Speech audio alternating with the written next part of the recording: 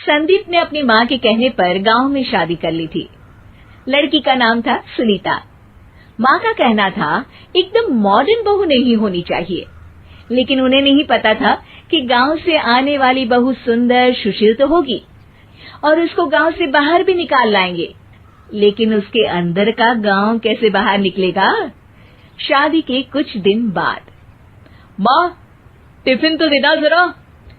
बेटा अब तो स्कूल नहीं ऑफिस जाता है, माँ से नहीं अपनी बीवी से टिफिन मांगा कर। ओके माँ। सुनीता टिफिन ले आओ। जी लो टिफिन, इसके अंदर पिस्ता डाल दिया है। पिस्ता? पिस्ता क्यों? सास जी ने बोला था ना कि आपको पिस्ता बहुत पसंद है। ओहो, मैंने पिस्ता नहीं पास्ता बोला था, पास्ता। पास्ता? कहीं होता है पास्ता? अरे बेटी तू रहने दे, मैं बना दूंगी। अच्छा किया कि पाव भाजी बनाने का नहीं बोला, वरना किसी के पाव बना देती है। सुनीता को बुरा लगता है, लेकिन उसकी नादान हरकतें कम नहीं होती। ऐसे ही एक दिन, अरे तुमने ये क्या लगाया है? अरे आप वो फूस फूस करके लगाते हैं ना, वही। डियो? का दियो? किसको दियो? अरे वही ना जिससे खुशबू आती है। हाँ सही पकड़े हैं। अच्छा लेकर तो आना। कौन सा डियो लगाया तुमने?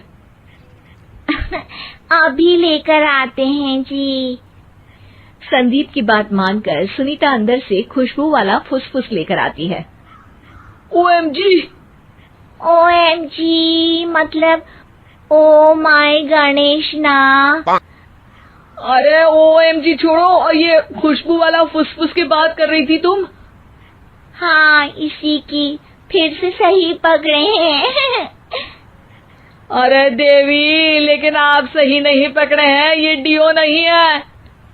डियो नहीं है तो क्या लियो है? अरे ये रूम फ्रेशनर है, जिसको कमरे में छिड़कते हैं, खुद पर नहीं। कोई बात नहीं, माँ कहती थी आत्मा किराएदार है, शरीर एक किराए का कर्म। हम शरीर पे ये डाल लिए तो क्या फर्क पड़ जाएगा। अरे बहू, ओ बहू, मेरे लिए फल तो ले आ, फिर मैं बाजार जाऊंगी। सुनीता अपनी सास के लिए फल लेकर आती है। अरे बेटा, पपीता, तरबूज और सेब फल ऐसे कैसे खा लूं? काट कर तो ले आ। माँ जी, मेरे गांव में तो खेत से उठा के सीधा खा लेते हैं। अरे ये तेरा गांव नहीं है ना। अरे संदीप, तू ही कुछ समझा देना इसको बेटा।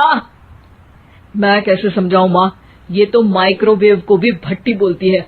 कल मैंने बोला हाय कैसी हो, तो बोलती है किसी को हाय नहीं लगानी चाहिए। अरे सुनीता, तेरा क्या होगा? अभी तो कैसे बताऊं माँ जी, अभी हम कुछ करेंगे फिर पता चलेगा क्या होगा, लड़का या लड़की। हे भगवान, कहाँ से आ गई है? रामपुर से जी, आप ही तो लेकर आए थे मुझे। अरे मुझे माफ कर दो।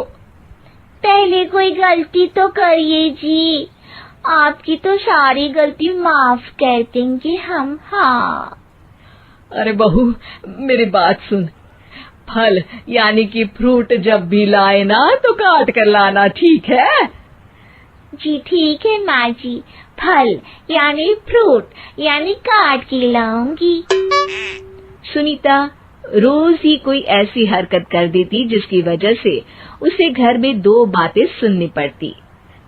एक दिन, माँ मेरे बॉस घर पर आने वाले हैं शाम को, उनका बर्थडे है, फैमिली साथ नहीं रहती उनके, तो यही पार्टी कर लेंगे। उनको अच्छा लगा तो शायद मेरा प्रमोशन भी हो जाएगा। मैं ना फ्रूट केक लाकर फ्रिज में रख दूंगी और तेरे साथ आज खाना मैं बनाऊंगी, ताकि जब साहब आए तो खाने में कोई गड़बड़ ना हो। शाम को जब सारी तैयारियां हो जाती है, संदीप के साथ बड़े साहब भी घर आते हैं। फ्रूट केक तो ले आना बहू, फिर खाना खाएंगे। अरे इस सब की क्या जरूरत थी, आपने बुलाया वही काफी है। सर, आपका परिवार शहर में नहीं है तो हम ही आपके परिवार जैसे हैं सर। इतने में ही सुनीता फ्रूट केक लेकर आती है और बड़े साहब की टेबल पर रख देती है, और जैसे ही केक के ऊपर का बॉक्स हटाती है, ओह, ये क्या है? केक तो कटा हुआ है, मैं तो ऐसा नहीं लाई थी। आप मुझे शाबाशी दे सकती है माँ जी, मैंने ही केक काट दिया।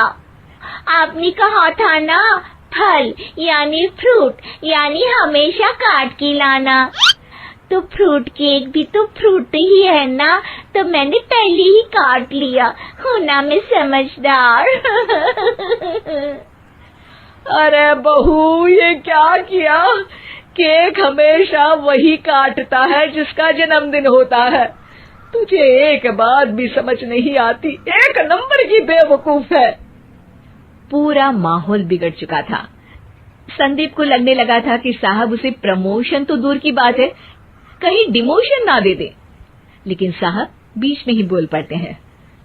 अरे कोई बात नहीं, ये इनकी बेवकूफी नहीं है, इनका भोलापन है। बेटा, आप कहाँ से हो? रामपुर गांव से। अरे वाह, गांव से? फिर तो आपके गांव में ताजे फल और सब्जियां मिलते होंगे। हाँ, सही पकड़े हैं। हम तो काटते भी नहीं, सीधा खा लेते हैं। मैं ना एक बार तुम्हारे गांव घूमने जरूर चलूंगा। क्यों संदीप, ले चलोगे ना? मुझे गांव घूमना बहुत पसंद है। बस फिर क्या था, संदीप और सास दोनों खुश हो गए, क्योंकि साहब को सुनीता ने गांव की बात करके खुश कर दिया था। अब संदीप का प्रमोशन पक्का था। शिक्षा, कभी भी किसी भी गलती पर घबराना नहीं चाहिए। हो सकता है कि उस गलती की वजह से आगे बड़ा फायदा हो जाए।